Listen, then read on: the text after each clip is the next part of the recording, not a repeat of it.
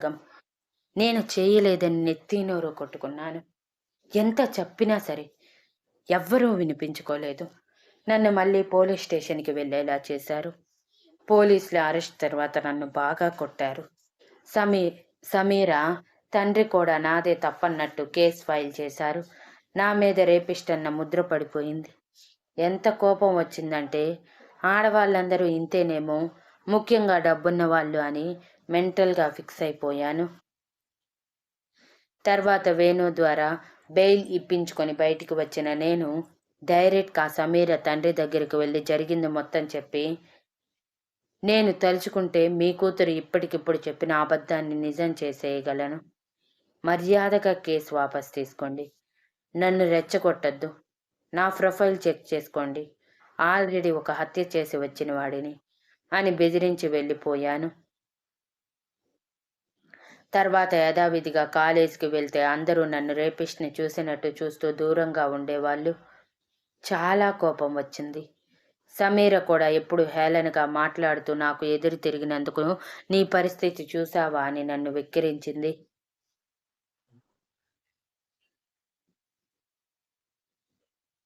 Students అందరూ కూడా జరిగింది తెలుసుకోకుండా అన్ని రోజుల నుంచి నన్ను చూస్తూ కూడా నా క్యారెక్టర్ గురించి అప్పటి వరకు పొగిడిన వాళ్ళే అసహ్యించుకునేవాళ్ళు. చాలా కోపం వచ్చింది. చేయని తప్పుకి నేనెందుకు నింద వేసుకోవాలని సమీర కుట్రని బయట పెట్టాలని ప్రయత్నించాను. కెమిస్ట్రీ ల్యాబ్లో సీసీ కెమెరాస్ లేకపోవటం వలన సమీర తప్పు బయటికి రాలేదు. ఏం చెయ్యాలో అర్థం కాలేదు. అప్పుడే సమీర తండ్రి నన్ను కలిసి నాకు క్షమాపణలు చెప్పి కేసు వాపస్ తీసుకున్నానని చెప్పి సమీరని ఆ కాలేజీ నుంచి తీసుకువెళ్ళిపోవటంతో పాటు నా తప్పు ఏదీ లేదని చెప్పేసి వెళ్ళాడు. అయినా సరే నా మీద పడిన మచ్చ అంత ఈజీగా పోదు కదా. ఏదో చేసి వాళ్ళని భయపెట్టారని అనుకున్నారే తప్ప నేనేం చేయలేదని మాత్రం ఎవ్వరూ అనుకోలేదు. పైగా నేను చదువుకుంటుంది స్కాలర్షిప్ మీద కాబట్టి ఇంకా తక్కువ చేసేవాళ్ళు. డబ్బు లేదు కాబట్టి డబ్బున్న అమ్మాయిని వలలో వేసుకోవాలనుకున్నాడు, తను ఒప్పుకోకపోయేసరికి లొంగ తీసుకోవాలనుకున్నాడు అంటూ చాలా రూమర్స్ క్రియేట్ చేశారు. చాలా చాలా కోపం వచ్చేది. జీవితంలో డబ్బు మాత్రమే ముఖ్యమా? బంధాలు క్యారెక్టర్స్ కాదా? అప్పుడు అర్థమైంది. డబ్బు లేని వాడికి ఎటువంటి గుర్తింపు ఉండదని.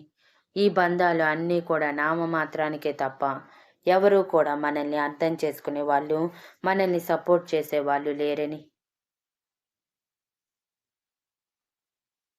అప్పుడు ఫిక్స్ అయ్యాను. బాగా డబ్బు సంపాదించి ఆద్యకి, వేణుకి ఏ లోటు లేకుండా, ఎవరి ద్వారా ఏ మాట పడకుండా చేయాలని. అందుకే చాలా కష్టపడి చదివాను. ఇక ఎవరినీ పట్టించుకోలేదు. ఎవరు ఏమనుకున్నా నా గురించి నాకు తెలుసు, నా వాళ్ళకి తెలుసు అనుకుని వదిలేశాను. ముఖ్యంగా ఆడపిల్లలకి ఎంత దూరంగా ఉండాలో అంత దూరంగా ఉంటూ వచ్చాను. చాలా అసహ్యం వేసింది వాళ్ళంటేనే. ఎవరైనా నాతో మాట్లాడాలని ప్రయత్నించినా అరిచి అసహ్యించుకుని పంపించేసేవాడిని. నా ఎగ్జామ్స్ అయిపోయాక ఎవరిని చూడకుండా, ఎవరితో మాట్లాడకుండా నా పని నాదే అన్నట్టు చేసుకుంటూ పోయాను. ఇది సమీరా చేసింది అని అన్నాడు రుద్ర ఎక్స్ప్రెషన్లెస్ ఫేస్తో. శక్తి ఆవేశంతో ఊగిపోతూ, ఎక్కడ ఉంది ఆ సమీర బావా? చెప్పు, నాతో చెప్పు. ఈరోజు దాని సెవెంత్ తేలాల్సిందే. నా బావని నా బావని అందరిలో అవమానిస్తుందా? నా బావ క్యారెక్టర్ని తక్కువ చేస్తుందా? ఈరోజు నా చేతుల్లో దానికి బలిత పూజ ఉంది అని ఆవేశంతో ఊగిపోతూ పైకి లేవబోతుంటే సడన్గా తన పెదవులు అందుకున్నాడు రుద్ర. తను కోపంలో ఉంటే రుద్ర పెదవులు అందుకోవటం ఇంకా కోపాన్ని తెప్పించటంతో శక్తి రుద్ర భుజాల మీద తన గోర్లతో గిల్లేసి బలవంతంగా దూరం జరిగాక, ఇక్కడ నేను కోపంతో ఊగిపోతుంటే నీకు నవ్వులాటగా ఉందా, లేకపోతే రొమాంటిక్ యాంగిల్ కనిపించిందా అని అరుస్తూ ఉంటే శక్తి నోటిని మూసేసిన రుద్ర, అందుకే చెప్పాను ఎక్కువగా నేను చెప్పే దాని గురించి ఆలోచించొద్దు అని. అని అంటే శక్తి ఆ చేతిని తోసేసి, దానికంటే ముందు నీ మీద నాకు చాలా కోపంగా ఉంది బావా. దానికి వార్నింగ్ ఇవ్వలేదు. కనీసం ఒక దెబ్బ కూడా కొట్టలేదు నువ్వు. నీ క్యారెక్టర్ మీద మచ్చ తీసుకువచ్చిన దాన్ని ఎలా వదిలేశావు? చంపేయాల్సింది. వెనక నేనున్నాను కదా, మొత్తం చూసుకునేదాన్ని. దానిని వదిలేసి తప్పు చేశావు బావా. ముందు నిన్ను కొట్టాలి అని రుద్ర చెంప మీద చాలా గట్టిగా కొట్టింది శక్తి. అది ముందుగానే ఊహించిన రుద్ర కోపంగా శక్తి వైపు చూస్తూ, ఇందుకే ఇందుకే నీకు చెప్పనని చెప్పాను. ఓవర్ రియాక్ట్ అవుతావు. చెప్తున్నా కదా, దాని తండ్రి దానికి శిక్ష విధించాడని. ఇంకెందుకు నేను ఇన్వాల్వ్ అవ్వాలి? పైగా అలాంటి డబ్బున్న వాళ్ళతో డబ్బు లేని సమయంలో నేను పెట్టుకుంటే ఇంకేమైనా ఉందా? నా కెరియర్ మొత్తం నాశనం అవుతుంది. అందుకే చేయలేకపోయాను. నేనొక్కడినే అయ్యుంటే ఏదైనా చెయ్యొచ్చు శక్తి. కానీ నా వెనక మరో ఇద్దరు ఉన్నారు. వాళ్ళ బాధ్యత కూడా నా మీద ఉంది. కాబట్టి ఖచ్చితంగా నేను నా ఎమోషన్స్ని కంట్రోల్లోనే ఉంచుకోవాలి అని అంటే శక్తి మాత్రం అది ఒప్పుకోలేక రుద్ర గొంతు పట్టుకొని నులిమేస్తూ, నేను ఒప్పుకోను దీనికి. ఆ సమీర నిన్ను తక్కువ చేసింది. దానిని చంపే వరకు ఊరుకుండను. ముందు అది ఎక్కడ ఉందో చెప్పు అని అరుస్తూ కోపంతో ఊగిపోతూ ఉంది. ఇదిగో ఈ కోపమే తగ్గించుకోమని చెప్పా కదా. ఆ సమీర సంగతి వాళ్ళ నాన్న చూసుకున్నాడు, నువ్వు వదిలేయ్ అని అంటే శక్తి మాత్రం ఒప్పుకోకుండా రుద్ర కాలర్ పట్టుకుని ఊపేస్తూ, వాడు చూసుకునేదేంటి? వాడినా అది అంది. నా బావని, నా మొగుణ్ణి అంది. నలుగురిలో నవ్వుల పాలు చేసింది. కుదరదు. ఈరోజు దాని సంగతి అటో ఇటో తేలాల్సిందే. బావా, నువ్వు నాకు అడ్డు రాకు. ముందు దాని అడ్రస్ చెప్పు, చెప్పు, చెప్పు అంటూ రుద్ర కాలర్ పట్టుకొని ఊపేస్తూ ఉంటే రుద్ర నవ్వేస్తూ, నిన్ను చూస్తుంటే తెగ నవ్వొస్తుంది శక్తి. ఎప్పుడో జరిగిన దానికి ఇప్పుడు నువ్వు అడుగుతుంటే ఎలా రియాక్ట్ కావాలో కూడా అర్థం కావటం లేదు. అసలు నేనేమనుకున్నానో తెలుసా? ఇదంతా తెలిసాక నువ్వు నన్ను అనుమానిస్తావని, నా కాలర్ పట్టుకొని ఎందుకు అబద్ధం చెప్తున్నావు, నిజంగానే నువ్వు రేపిస్టివే అని అంటావని అనుకున్నాను. రియల్లీ ఒక ఆడపిల్ల విషయంలో మగాడు చెప్పేది ఎవరూ అంత త్వరగా నమ్మరు. సో నీ మీద కూడా నాకు ఆ నమ్మకం తక్కువే ఉంది. కానీ నీ ప్రేమ మీద నమ్మకంతో ఇదంతా చెప్పాను. కానీ ఒకటి మాత్రం నిజం. ఇదంతా తెలిసాక నువ్వు ఇంతే కోపంతో ఊగిపోతావు అనుకున్నాను. కానీ నా విషయంలో కాదు. సమీర విషయంలో నా కాలర్ పట్టుకుని ఆ సమీర కోసం నన్ను ఎదిరిస్తావు అనుకున్నాను. కానీ రివర్స్ అయ్యింది అని నవ్వుతూ అన్నాడు. ఆ మాటలకి శక్తి పళ్ళు కొరుకుతూ, ఎలా కనిపిస్తున్నాను బావా నీ కంటికి? నా మొగుణ్ణి, నా బావని, నా ప్రాణాన్ని అనుమానించే గయ్యాలి పిల్లల్లా కనిపిస్తున్నానా? నాకంటే ఎక్కువగా అందరికంటే ఈ ప్రపంచంలో కంటే ఆఖరికి మావయ్య డాడీ కంటే నేను ఎక్కువగా నమ్మేది నిన్ను మాత్రమే. నువ్వు చెప్పే ప్రతి మాటని గుడ్డిగా నమ్మేంత ప్రేమని పెంచుకున్నాను. అలా ఎలా అనుకున్నావు నా గురించి? ఇదేనా నువ్వు నన్ను అర్థం చేసుకుంది అని మరోసారి ఆవేశంతో ఊగిపోతూ ఉంటే రుద్ర నవ్వుతూ శక్తి మెడ వెనక చేయి పెట్టి దగ్గరికి తీసుకుని పెదవుల మీద పెక్కి ఇచ్చి, ఐ లవ్ యూ శక్తి అని అన్నాడు. ఇదిగో ఈ మాటలు చెప్పి నన్ను కరిగించాలని చూడకు. డైవర్ట్ చేయాలని అస్సలు ట్రై చేయకు. ముందు నిజం చెప్పు. ఆ పిల్ల ఎక్కడుంది, ఏం చేస్తుంది? నిజం తెలియాలి, నాకు చెప్పు అంటూ ఊగిపోతూ ఉంది.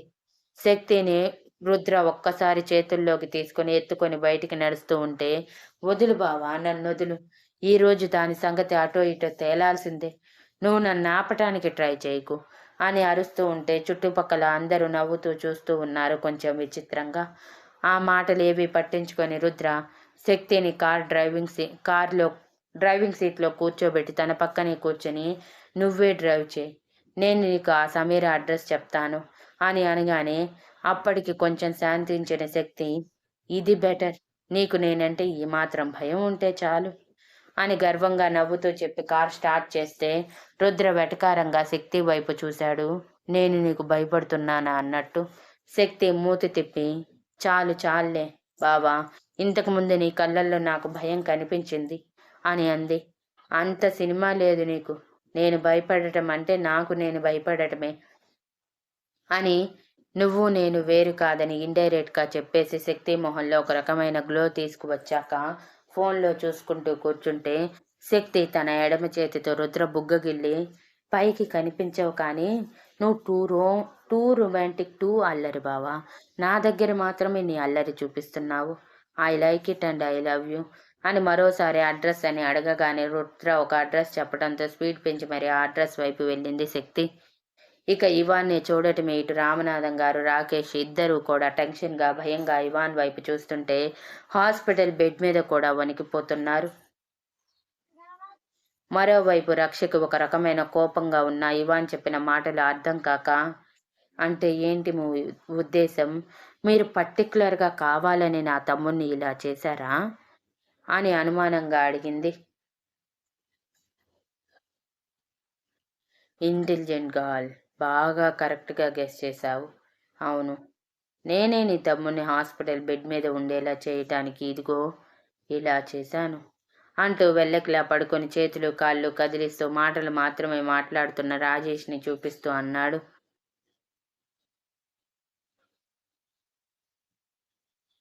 ఇవాన్ మాటలకి అసలేమీ అర్థం కాక, మీరు క్లారిటీగా చెప్పండి. మీరు దెబ్బలు కొట్టి కనీసం 6 రోజులు కావటం లేదు కాబట్టే వాడు బెడ్ మీద నుంచి లేవలేదు. అదే కదా కారణం అని అంది రక్ష. అయ్యో పాప, నీకింకా అర్థం కాలేదా? నేనింకా నువ్వు ఇంటెలిజెంట్ అనుకున్నాను. నా మాట క్యాన్సిల్. వీడిని హాస్పిటల్ బెడ్ మీద ఉండేలా చిన్న చిన్న ఇంజెక్షన్స్ ఇప్పించి బాడీలో నీరసం ఎక్కువయ్యేలా చేస్తూ ఇలా హాస్పిటల్ బెడ్ మీద ఉంచాను. అండ్ ఆ చెయ్యి కాలు విరిగాయి కదా, వాటికి కట్టు కూడా కట్టలేదంటే అర్థం కాలేదా ఇదంతా నా పని? ఇక ఆ చేతులు కాళ్ళు జీవితంలో సెట్ అవ్వకుండా చేస్తాను. మీరు కానీ ఎక్స్ట్రాస్ చేశారంటే. అవును, నా అల్లుడి దగ్గర ఏదో కూసావంట. నువ్వు నాకే సొంతం, నిన్ను సంతోషంగా ఉండనివ్వను, నా ఫ్యామిలీని నాశనం చేస్తాను అని. ఏది ఇప్పుడనా ఆ మాటలు అంటూ లోపలికి అడుగుపెట్టి డోర్ క్లోజ్ చేయగానే రక్షకి భయం వేసి, చూడండి, మీరు మమ్మల్ని భయపెట్టడానికి వచ్చుంటే మీకు ఏ ఫలితం ఉండదు. బికాజ్ నేను ఎవరికి భయపడే రకాన్ని కాదు. ఏదైనా ధైర్యంగా ఎదుర్కొంటాను అని బింకంగా అంది. I like daring girls. వాళ్ళే కదా నాకు ఎదురు తిరిగి నా చేత ఏదో ఒకటి పోగొట్టుకుంటారు అని కన్నింగ్ స్మైల్తో అంటూ రామనాథం గారి దగ్గరికి వెళ్ళి బుల్లెట్ తగిలిన దగ్గర వేలు పెట్టి గట్టిగా నొక్కగానే రామనాథం గారు అరిచిన అరుపు ఆ ఫ్లోర్ మొత్తం రీసౌండ్ వస్తే రక్ష కంగారుగా, ఏం చేస్తున్నావు నువ్వు? బుద్ధుందా?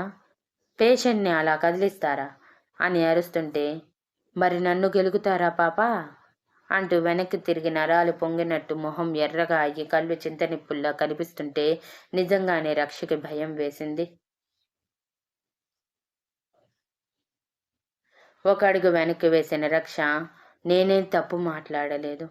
మీ అల్లుని నా మనసులో ఆశలు రేకెత్తించి ఇప్పుడు నిర్దాక్షిణ్యంగా వదిలేస్తానంటే ఎందుకు నేను ఒప్పుకుంటాను చెప్పండి? నేను ఆడపిల్లని, మీ కూతురు లాంటి దాన్ని. మరి నాకు అన్యాయం ఎలా చేయగలిగారు అని అడిగింది. ఇవాన్ ఒక్కసారిగా గట్టిగా నవ్వి రక్ష వైపు అడుగులు వేస్తూ, నేను నేను నీకే వాడిని వదిలేశాను.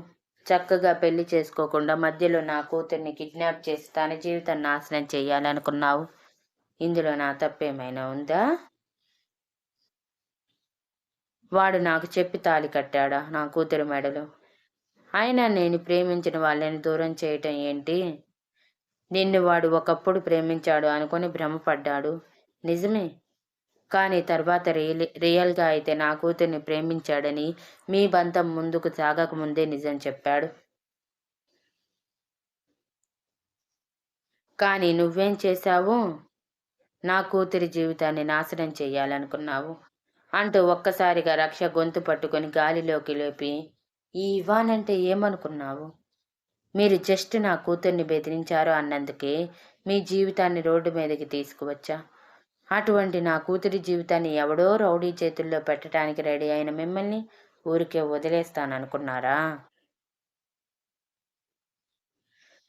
చంపేస్తాను నా ఫ్యామిలీ జోలికి వచ్చిన వాళ్ళని. నా ఫ్యామిలీ వైపు చెడు దృష్టితో చూసిన వాళ్ళని ఎవ్వరిని వదిలిన దాఖలాలు లేవు.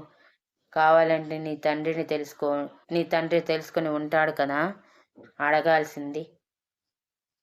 అనవసరంగా నాతో పెట్టుకొని ప్రాణాల మీదకి తెచ్చుకున్నారు అని కళ్ళు తేలేస్తున్న రక్షని చూసి శాడిస్టిక్ స్మైల్ విసురుతుంటే రామనాథం గారు రాజేష్ గట్టిగా అరుస్తూ వదిలే నా కూతుర్ని, వదిలే నా అక్కని అని అంటూ ఉన్నారు. కానీ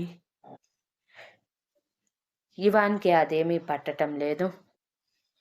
ఆ రోజు ఇషిత ఉన్న పొజిషన్నే గుర్తుకు వస్తూ ఆ పొజిషన్కి మెయిన్ కారణం రక్ష కావటంతో తనని చంపేయాలన్నంత కోపం వస్తున్నా తన కూతురు లాంటి అమ్మాయిని చివరి క్షణంలో తనని వదలటమే రక్ష గట్టిగా దగ్గుతూ ఊపిరి తీసుకోవటానికి కష్టపడుతూ ఉంటే సిగ్గులేదా ఇంకా? లేకపోతే బుద్ధి రాలేదా? మళ్ళీ నాతో పెట్టుకోమని నీ కూతురికి వత్తాసు పలుకుతున్నావు. పొరపాటునే ఇంకొకసారి నా కూతురి జోలికి వచ్చారంటే ఈ దేశంలోనే కాదు, ఎక్కడా లేకుండా ఇండియా మ్యాప్ నుంచి మాయం చేసేస్తాను మీ ముగ్గురిని. అర్థమైందా? అండ్ ఈరోజు సాయంత్రం మీరు ఇక్కడి నుంచి చాలా దూరంగా నా అండర్లో ఉండే వేరే చోటుకి వెళ్ళబోతున్నారు. కంగ్రాట్స్ రా. నేను ఎవరికీ ఇంత హెల్ప్ చేసింది లేదు. మొదటిసారి మీకే హెల్ప్ చేస్తున్నాను. యూజ్ చేసుకోండి. ఇక జీవితంలో ఎప్పటికీ నా కూతురి జోలికి, నా అల్లుడి జోలి రాదులే. మీరు మారిపోయారని నా మనసుకి అనిపించినప్పుడు, అది ఎప్పుడైనా, నువ్వు చచ్చాకైనా సరే, అప్పుడే తిరిగి మీరు ఇక్కడికి వస్తారు. అప్పటి వరకు మీ జీవితం చీకటిలో మగ్గిపోవడమే అని సైడ్ స్మైల్తో చెప్పాడు ఇవాన్. నెక్స్ట్ ఇవాన్ రక్ష వైపు చూసి, ఆడపిల్లలా ఉండటం నేర్చుకో. మగాడిని ప్రేమతో సాధించాలి కానీ పంతంతో కాదు. సిగ్గులేదు నీకు? నా కూతురు మోక్షిత్ని ప్రేమిస్తుందని, మోక్షిత్ కూడా ఇషితని ఇష్టపడుతున్నాడని ముందు నుంచే నీకు తెలుసు. అయినా సరే నువ్వు తగ్గలేదు.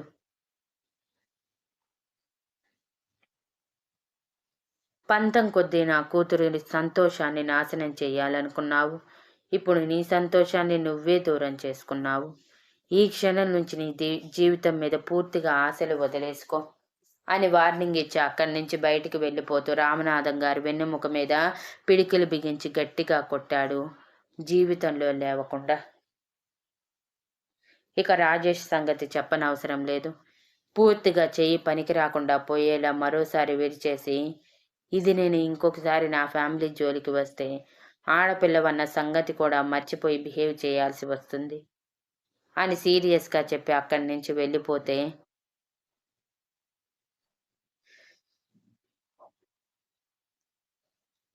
జస్ట్ నిమిషాల్లో జరిగిన విధ్వంసాన్ని చూసిన రక్ష వెన్నులో వణుకు మొదలయ్యి భయంతో ఒక మూల కూర్చొని వణికిపోతుంది. కనీసం తండ్రి తమ్ముడు చేసే ఆర్తనాదాలు కూడా పట్టించుకోకుండా. Thank you for listening and please like, share, comment and subscribe.